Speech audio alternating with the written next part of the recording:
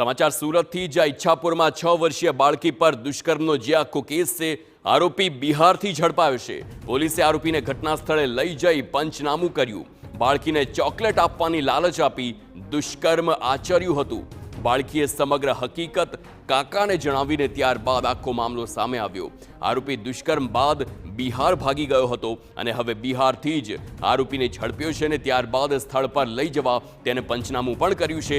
અને આપ જોઈ શકો છો, આરોપી હાથ જોડીને તે સ્થળ પર જઈ રહ્યો છે અને આખી ઘટનાનું રિકન્સ્ટ્રક્શન પંચનામું કરવામાં આવ્યું।